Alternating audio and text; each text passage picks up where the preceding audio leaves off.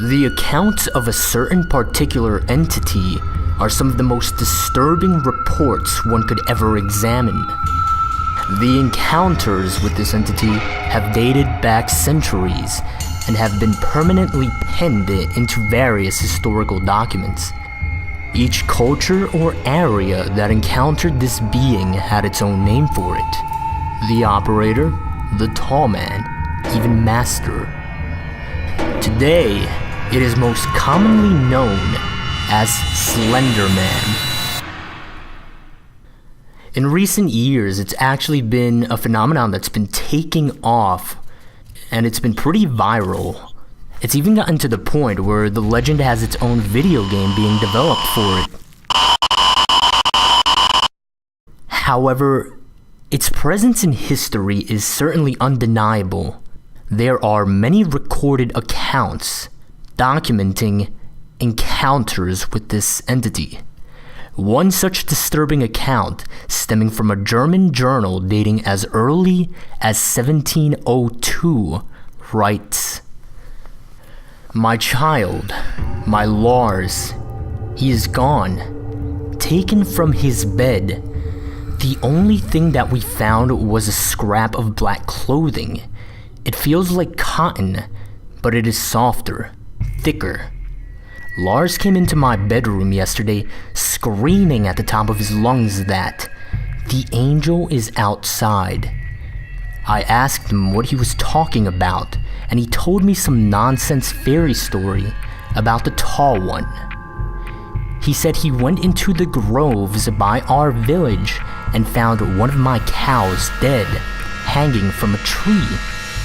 I thought nothing of it at first, but now he is gone. We must find Lars, and my family must leave before we are killed. I am sorry, my son. I should have listened. May God forgive me." Despite different cultures attributing different names to this being, all descriptions of it share some very common traits. The Slender Man is described as being a tall man.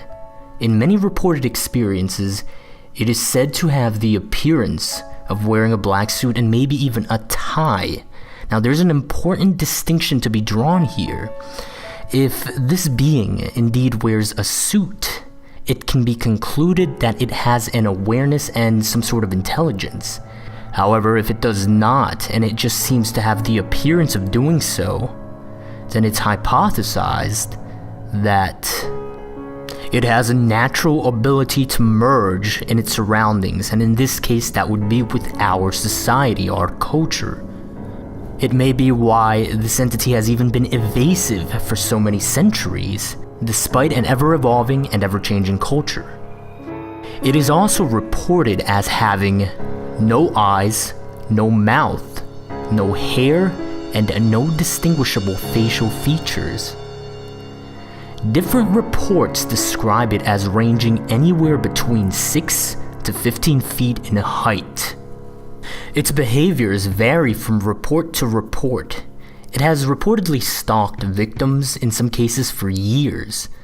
Psychological torture is a common tool this being employs, though any definite particular reason as to why it does what it does is anyone's best guess. The only general certainty that can be drawn from this entity's behavior is that it is malevolent. Now, there was actually an interesting list compiled which described potential traits of the Slender Man. This list was compiled after there were a number of burning buildings with unknown causes that had several deaths and a few surviving witnesses. Now, these traits are listed in a sort of chronological order, and this is what that list says. Slender Man will find interest in a victim for reasons unknown. It would then contact the victim, and if it is a child, it'll present itself as friendly. The adults he stalks have a common trait. They have all been through a terrible tragedy in their life, even if the tragedy was made by Slender Man directly. If the victim is an adult, it would stalk the victim for long amounts of time, causing what is known as slender sickness. Now, slender sickness causes massive paranoia, nosebleeds, nightmares, hallucinations appearing only to the sick person, and many other dangerous symptoms. Eventually, and this is where it gets disturbing, eventually it would abduct the victim into whatever nearby forest there may be, where they would be killed. In messy cases, it may remove evidence of its existence by causing fire of their home, place of work, or school. Now, here's one of the more recent findings about Slender Man, and this can get pretty disturbing. Slender Man uses, or is at least thought to use, what are called proxies. Now, these proxies, they are people that behave in really strange ways. Oftentimes it is described as if they behave in ways that make them appear as if they are possessed. It is a kind of psychosis. However, it is unknown whether this psychosis is simply them speaking for themselves, or if it is actually Slender Man pulling the strings. In its most generalized form, you can consider these proxies insane individuals that are apparently under its control or influence. Now, this is because these proxies tend to act based on what this entity might want or need, sort of like servants. Now, the idea is that these people do all the physical interaction for it. Quite significantly here is the idea that they might even destroy or even leave evidence for it. They may even serve as sort of a communication medium, which is really disturbing considering the potential forms of media that they can communicate through. Because this includes creating any sort of electronic media to communicate with whomever they might feel the need to. So it might be possible that there are videos or files out there with communication from it. This idea, it kind of brings you as close as possible to this, as directly as possible as you can get. One final point, you cannot choose to be a proxy. There are reports or accounts in which people have tried where they've wanted to, but it doesn't work that way. In short, it chooses you, you do not choose it. And that, I think, is probably one of the scariest aspects of this entire thing.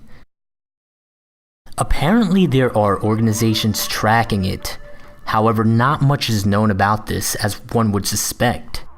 In fact, it's even to the point where one of the organizations is literally just called the organization. It's been given aliases such as Optic Nerve, the Unknown Organization, the Bureau, and even the Anti-S-Walker Unit. But all in all, it's just an unnamed organization.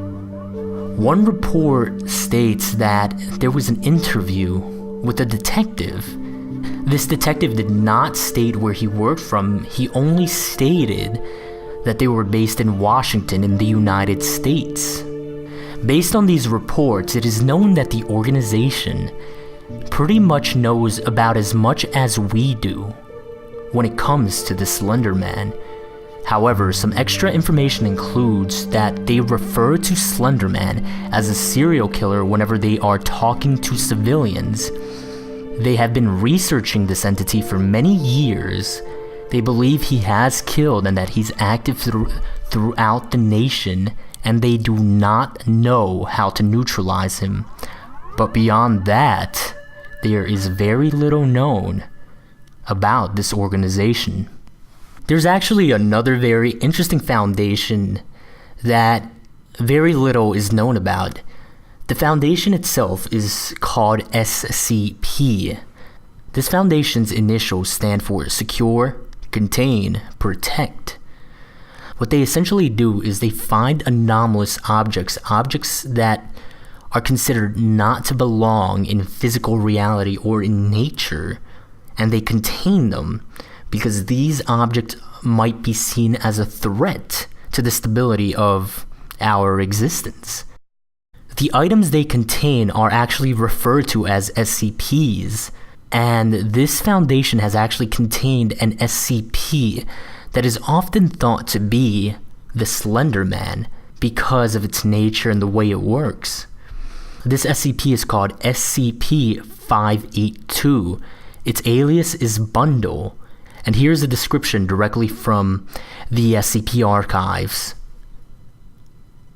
SCP-582 is an adaptive, self-propagating meme in the form of an entity most often referred to as blank. It's blanked out. SCP-582's primary ability is passive reality modification.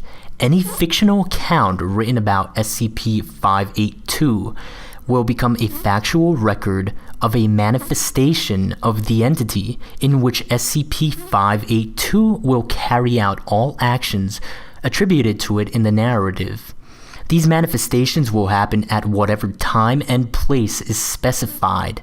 If no specific location or time is given, the manifestation will occur at any opportunity that will meet the narrative's criteria.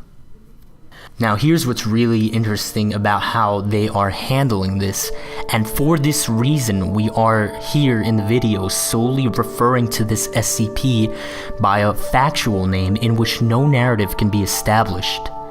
This is how they're handling it. It says, all major internet search engines are to be monitored for any references to SCP-582 under any of its known names.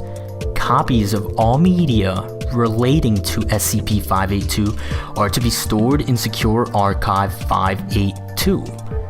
The original sources of these materials and all records regarding the individuals responsible for the creation of such are to be expunged as outlined in Document 582-RP. Now here are the specifics of how this relates to Slender Man. This SCP has been noted to share some abilities as Slender Man. For example, it appears or disappears at any place or at any time. But according to the SCP Foundation, Slender Man does not exist. And that's probably one of the more fascinating reasons. In the past decade, there have been increased reportings of encounters with the Slender Man. There is one interesting connection to note with another reported entity known as the Rake. Now, the Rake gives off what is known as sigma radiation. This is a type of energy signature that was unknown when it was first discovered, and it's still under investigation. This energy signature is not exactly radiation, but there was no other way to name it. It was something that was unknown. It was something new. And so sigma radiation was given as a way to label it and to identify it. This was found in the bloodstream of victims of the Rake. What's interesting here and its connection to Slender Man is that Slender Man, in one or two cases, maybe a few, left behind what was a sort of fabric, a piece of cloth, and this cloth gave off that very same energy signature. Now, more information will be compiled for a future summary video of what the Rake is. But because of all of this, it is thought that there is some relation between the Slender Man and the Rake. There have even been mentions of a modern cult who worships the Slender Man, who see him as some sort of holy being and that his actions are a blessing. The Slender Man is certainly one of the most notorious entities in existence. Quite possibly the most disturbing aspect of investigating the Slender Man is the inexact nature of its origin. Its malevolent, mysterious nature is one that garners a lot of deserved attention. This is what we know so far. There is still much to learn. New information is acquired and new hypotheses posed as further investigation is done. However, the costs of the little we find out are great, for there have been a startling number of victims and disappearances in recent times. Yet all information is valuable, for if we do not know or understand how this entity operates, its motives, its purpose, how could we ever hope to escape it should we be misfortunate enough to encounter the Slender Man for ourselves?